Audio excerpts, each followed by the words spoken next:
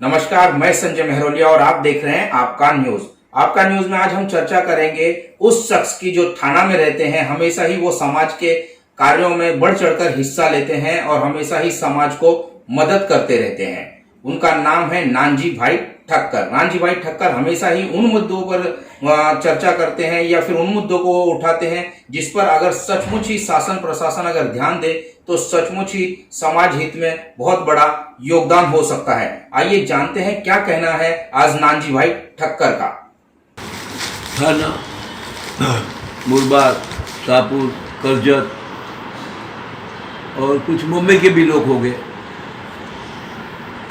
और कंपनी नोंद करते हैं और बड़े बड़े बोर्ड लगाते हैं कि आप इधर आ जाओ, आपको इतना रुपया रोकने से आपको ब्लॉक भी मिलेगा और ज़मीन भी मिलेगा। और उसमें क्या होता है कि घर में बैठे रहते हैं रिटायर लोग, सोचते हैं कि इतनी बड़ी कंपनी है तो अपने को पैसा रोकने में क्या वादा है। पैसा देते हैं 10 लाख 12 लाख, बेचारे उसके घर की मूड़ी होती है वो देते हैं कि हमको भविष्य में घर भी मिलेगा और दुपट ज़मीन भी मिलेगी। ये लेते लेते मुझे लगता है 50 लोग उसके अंदर फंस गए हैं और करोड़ रुपया उसका लोगों ने हड़प कर लिया है। अभी घर भी नहीं है और जगह भी नहीं है। कहने का मतलब हम कितने दफ़ा बारम्बार हम कहते हैं कि ऐसे कोई फंसो मत, आपका पैसा एक दफ़ा गया हो वापिस नहीं आने वाला है। कंपनी रजिस्टर करने में कोई पैसा नहीं गिरता है, खास ध्यान रखो। कंपनी रजिस्टर किया, बड़ा बड़ा ऑफिस लिया, बोर्ड लगा दिया तो उसका मतलब नहीं होता है कि वो सब सच है और ऐसे पैसे निकाल के ले जावे और बाद में हम पुलिस केस करने को जावे।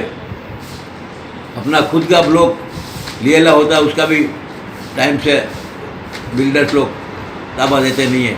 तो एक ऐसी बोगस कंपनियां भी होती है, तो खास ध्यान रखो, आपका सच्चा कमाई का पैसा उसके अंदर चले जाएगा तो कितना दुख लगता है आपको। और फिर पुलिस स्टेशन में जाएंगे, पुलिस भी क्या कर सकती है? पुलिस उनके पास पैसा तो वसूल नहीं कर सकती है, खाली उनको पकड़ के जेल में डाल सकती है, बात सच्चा है। तो इससे अपने को कुछ फ़ायदा नहीं होता है।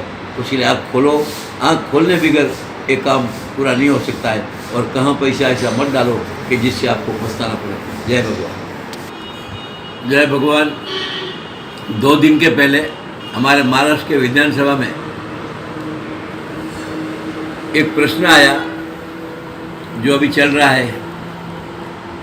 मनसुख कोई उनका खून हो गया ऐसा बोलते हैं और उसके बाद उसके अंदर विधानसभा के अंदर ही और अविनाश नाइक और लोढ़ा जज हाईकोर्ट के, उसका भी प्रश्न आया। ये मुझे समझ नहीं पड़ता है लोढ़ा जज मैंने क्या है प्रकरण। ये प्रकरण ये बहुत बारंबार आता है, तो क्यों आता है, उसका निकाल क्यों नहीं करते हैं? अभी मुझे लगता है कि विधानसभा में बात निकली है तो उसका निकाल कर देना चाहिए। नागपुर के अंदर उसका खून हो गया जज का, हाईकोर्ट का जज का, उसका जल्दी से जल्दी निकाल होना चाहिए। समाज को मालूम पड़ना चाहिए, पब्लिक को मालूम पड़ना चाहिए कि क्या है लोढ़ा जज। और हाई कोर्ट का जज को ऐसा मर गया है तो उसका कुछ न कुछ सच बात क्या है वो निकलना चाहिए, जिससे समाज को मालूम पड़े।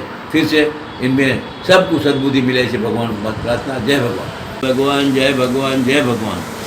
अभी कोरोना का प्रभाव बढ़ रहा है महाराष्ट्र के अंदर, उसके वजह से हमारे थाना महानगर पालिका, आप सब जानते हैं कि थाने नगर पालिका का बजट एक छोटा राज्य का बजट उतना है। और अभी कोरोना के वजह से 51 सेंटर खोले हैं। कहाँ भी जाके आप कहाँ भी वो टीका लगा सकते हैं, क्योंकि इसका बहुत ज़रूरत है। कभी कोरोना आ जाए अपने पास, क्योंकि अपने को हम लोग नियम पालने में बहुत पीछे रह गए हैं। नहीं मास्क लगाते हैं, कभी कभी नहीं उसका जो नियम है वो नियम पालते हैं। तो इसके अंदर जितना जल्दी से जल्दी कोरोना का टीका लगा देंगे उतना मुझे लगता है उसका अपने को फ़ायदा मिलेगा। क्योंकि पहले तो पैसे लगते थे, अभी पैसे भी लगते नहीं हैं। और समझो लगा तो भी 250 रुपया कोई बड़ी बात नहीं है। तो खास ध्यान रखना, हम हमारे परिवार सभी को जिसको भी ज़रूरत है वो जल्दी से जल्दी टीका लगाना हमारी पवित्र फर्ज होती है। और सरकार जो कहती है तो समझना कि कुछ सच बात होगा तो ही कहती है, तो खास ध्यान रखो। फिर से सबको सद्बुद्धि मिले। जय भगवान, जय भगवान, जय भगवान।